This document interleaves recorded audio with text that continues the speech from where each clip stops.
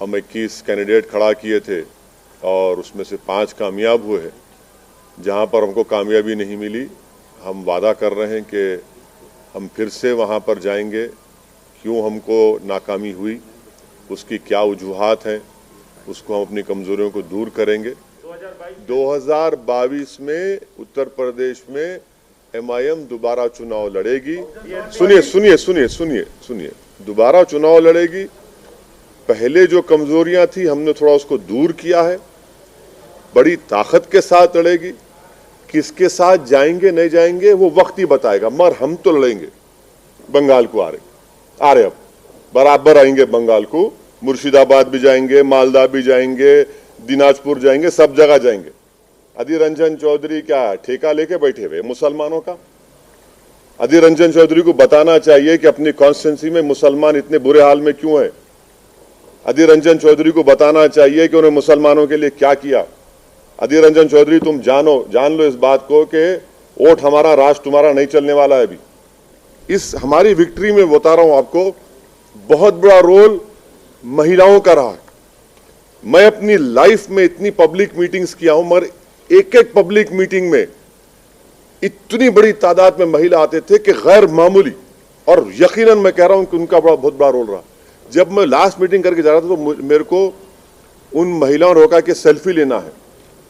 बोले बराबर लीजिए, और मैं भी चाह रहा था कि सेल्फी लिए।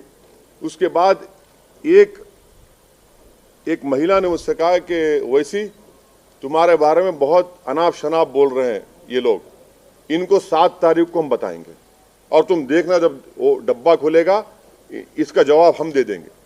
देख लीजिए आप। बागडोरा एयरपोर्ट पर मैं गया, मेरे को रोककर वहां पे महिलाओं ने कहा कि हम दिल्ली जा रहे हैं मगर वापस आएंगे, बड़ा अनाप शनाप तुम्हारे बारे में इन्होंने कहा है। आप बोलते जाइए, मेरे को फर्क पड़ने वाला नहीं है, मैं रुकने वाला नहीं हूं। मैं पहले भी कह चुका हूं कि आप जितना बोल सकते बोलिए, मैं आपका जवाब नहीं दूंगा, जनता जवाब देगी, कुदरत जवाब देगी। कितना हमको नहीं बोला गया, क्या क्या नहीं बोला गया। कि अगर पूरे 5 साल में अगर किसी पॉलिटिशियन को अगर गाली दी गई है, तो अगर आप टॉप 3 निकालेंगे तो टॉप 3 में हमारा नंबर आएगा। क्या क्या आपने कुछ बाकी नहीं रहा ना बोलने के लिए। अब तो B team, C team, vote कटवा, पैसे लेते हैं, फुला करते हैं। अब हम हेलीकॉप्टर में उड़ रहे तो कहा कि पेट्रोल फुला डाल रहा है। नहीं, मैं हारा क्या? नहीं, आपका TV9 की बहुत ही बदतमीजी की न्यूज थी आपकी। TV9 को अगर चमचागिरी करना रूलिंग पार्टी की तो चमचागिरी करो, मगर हर बार हमारे कंधे पे रख के अपनी मुनाफिकत दिखाने के लिए मत करो। TV9 को जिम्मेदारी से न्यूज डालना चाहिए। किसी का गुस्सा आप मेरे पे क्यों निकाल रहे भाई? हारे आप, जीते आप, नहीं आप क्या करें? अरे मेरे से क्या ताल्लुक भाई? नहीं, ओवैसी बिहार में चले गए, आपको क्या मालूम मैं क्या कहने करा?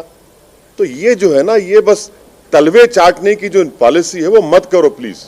अगर कोई ये समझ रहा है कि भारत में सीमांचल का वोटर किसी का गुलाम है या नौकर है, तो हम उसके जहन के जालों को साफ कर दिए हैं। अभी वोटर सुप्रीम है, वोटर किसी का होस्टेज नहीं है। जो किसी को पसंद करेगा उसको वोट देगा। अगर कोई ये कहता है कि तुम क्यों लड़े, अरे मैं लड़ूंगा भाई, बंगाल लड़ूंगा, यूपी लड़ूंगा, भारत का हर इलेक्शन लड़ूंगा। मुझे क्या पूछना पड़ेगा किसी से मैं लड़ूं या ना लड़ूं? मैं इसलिए लड़ूंगा क्योंकि मुझे डेमोक्रेसी में भरोसा है। मैं इसलिए लड़ता हूं ताकि वो जो वॉइसलेस लोग हैं, जिनको डरा कर कुचल कर उनका काम नहीं किया जाता, उनकी आवाज बन के उनकी लीडरशिप को पैदा किया जाए।